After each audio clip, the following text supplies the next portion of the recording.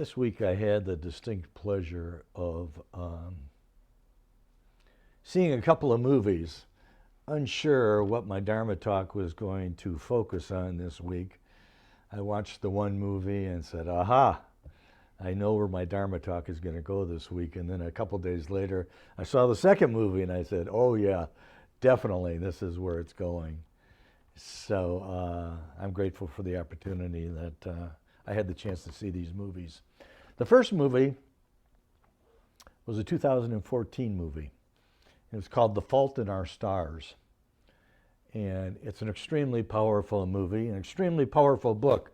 Reverend Bupsong gave me the book a number of years ago to read, and I was a bucket of tears. And in fact, I texted her after I watched the movie, or while I was watching the movie, I said, I'm a bucket of tears again. It's an extremely emotional experience, extremely powerful. And it deals with two teenagers who are both suffering with different forms of cancer. The actors are Shailene Woodley, of Aaron Rodgers fame now, and Ansel Elgort, who's been in a number of movies. And Heather Grace Lancaster and Augustus Waters meet at a support group for people with cancer.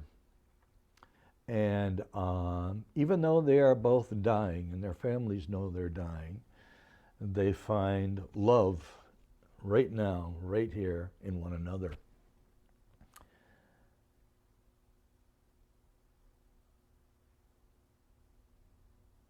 And eventually, although you think that she is going to die first, he dies first.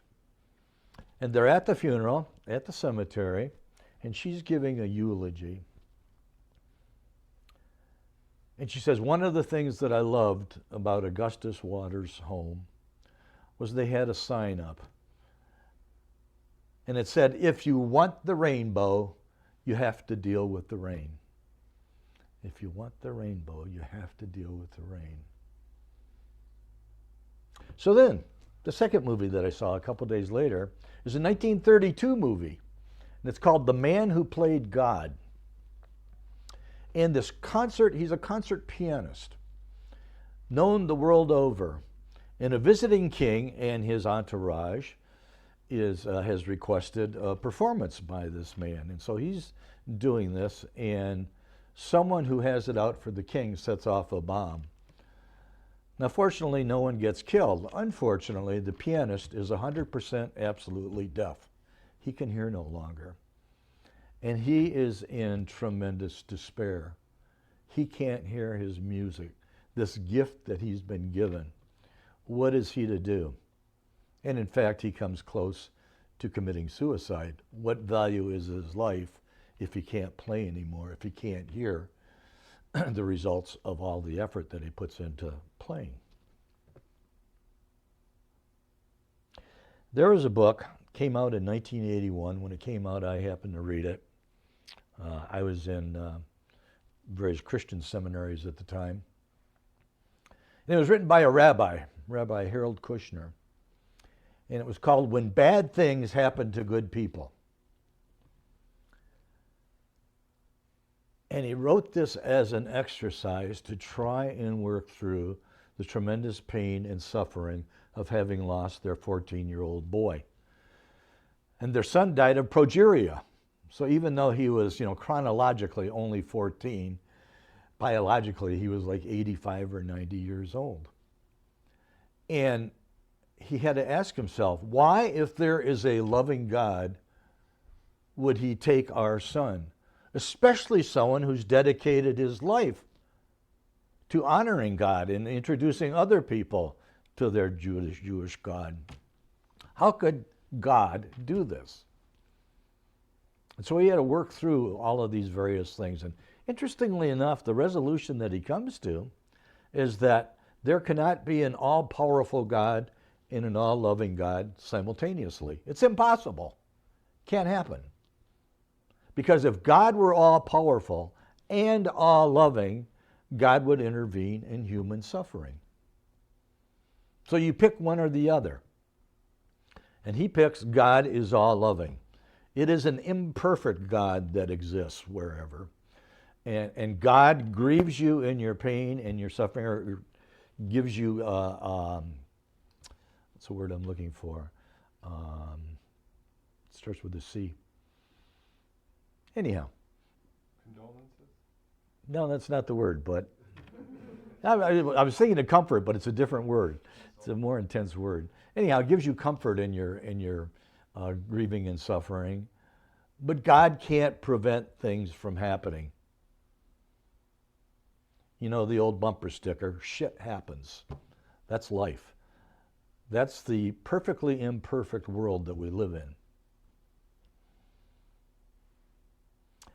And so by writing this book, coming to terms with who he now believes that God is, and helping other people, he helps work through his own suffering. And indeed, with Heather Grace and with Augustus Waters, by each of them focusing on the other rather than their own pain is lessened. And by this concert pianist being confronted by a woman who loves him dearly and eventually ends up with him, she says, you know, you've had it good. You've had health, you have wealth, you have servants, you've had anything that you can buy. You have led a better life than most people. But she says, until you suffer, you really don't know what life is about. Until you suffer, you really don't know what life is about. And it's kind of an aha moment for him. And his servant happens to buy him a pair of binoculars and says, you know what? Maybe you should learn how to read lips. And he had an apartment high above Central Park. So he used to look at the people out there, the lovers and the benches and whatnot. And so once he learned how to read lips fairly effectively, he would spy on people and get in on their intimate conversations. And what he found out is that there's a lot of suffering out in the world. People couldn't meet their rent expenses. They couldn't meet their food expenses. They couldn't meet their health expenses. And he's reading their lips as they're sitting on the bench, and he tells his servant, listen, write a check here for $2,000. Run down. Remember, this is 1932. So $2,000 was a lot of money. Run down there so that they can pay their health bills, so they can pay their rent, so they can do this. And he finds joy in life. He finds purpose in life in reaching out and helping others, because he never did that before. He was so ego-driven on being the best concert pianist there could be that all of a sudden he looks forward to each and every day. And like I said, develops a relationship with this woman now. What's the purpose of suffering? Well, obviously, I think Buddhism has an answer. The first noble truth, suffering is real. It is real. The second noble truth, there is a cause. There is a reason that we suffer. Now, typically, we talk about the three main reasons that we suffer. We talk about desire or craving, maybe more appropriate. We talk about anger or hate, again, maybe more appropriate. And we talk about ignorance. And ignorance is kind of thrown by the wayside. We usually focus on anger and hate. And ignorance is, ignorance is ignorance.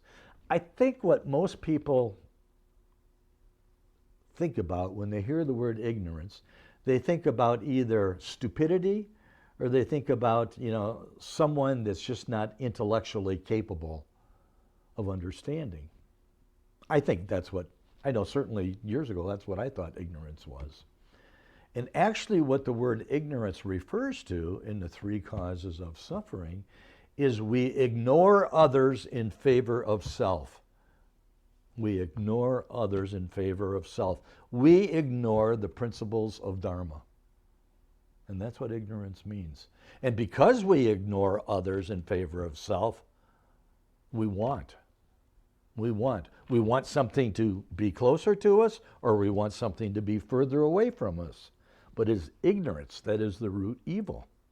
It is the root cause of our suffering. We get so wrapped up with ego and self and woe is me. And I've done that too. I mean, trust me, with my rheumatoid arthritis, my osteoarthritis, there's many times when I'm woe is me. You know, this sucks. But I do my best to realize that I can get out of this by focusing on others, by working through it, by helping others. We call this path the Bodhisattva Path. Our Mahayana Buddhist Zen tradition is the Bodhisattva Path. It's not some poetic ideal, some, oh, pie in the sky, that sounds so cool. I'm on the Bodhisattva Path. You know, I'm this enlightening being, you know, working to help others. It sounds like a lot of, crap. You know, it is for real. You reach out and help others. You focus on others and you reduce your own suffering. That is the Bodhisattva Path. You want to lessen suffering? Help someone else. Truly understand compassion.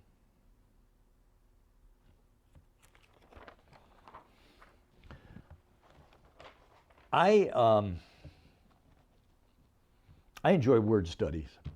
What do words really mean? And one of the books I like to do it with is the Dhammapada. And many of you have heard me say before, I've got 7 or 8 translations of the Dhammapada in the Abbey. This is just one of them. And scholars who interpret them over the decades interpret them differently. And the meaning of words over the centuries kind of shifts and changes and whatnot. And so I enjoy how they interpret certain chapters in here.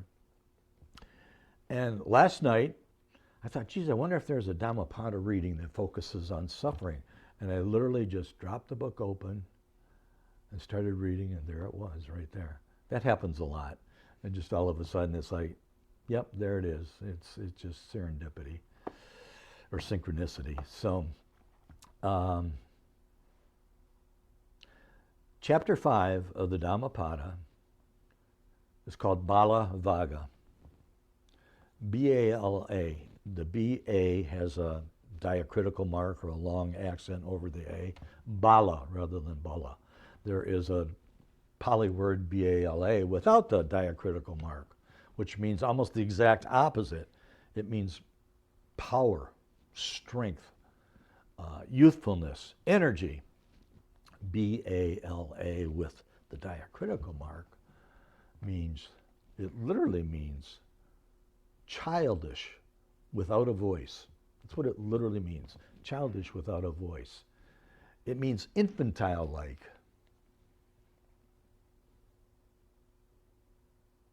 It implies ignorance in the moral sense.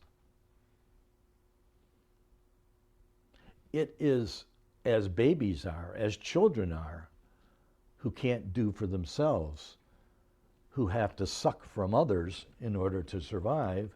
It implies someone who is older, who has to suck from others to survive. They want others to give them, help them. And so it is definitely a negative connotation, the Bala Vaga.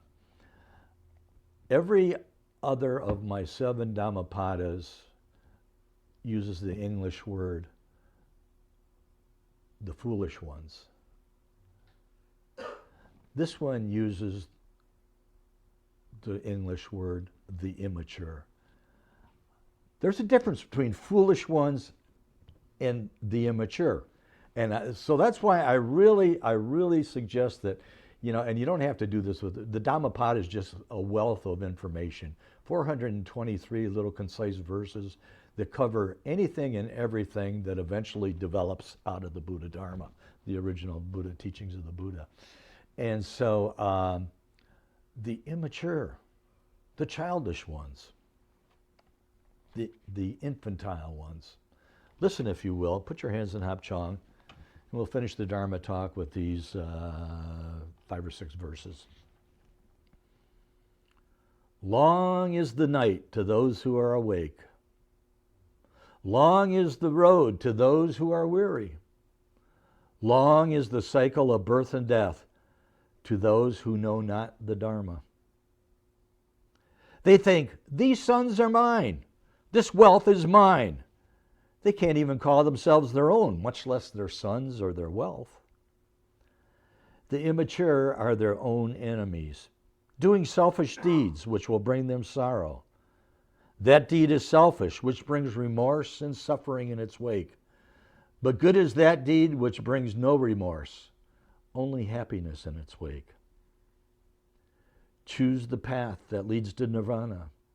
Avoid the road to profit and pleasure. Remember this always, O disciples of the Buddha, and strive always for wisdom and compassion. Thank you.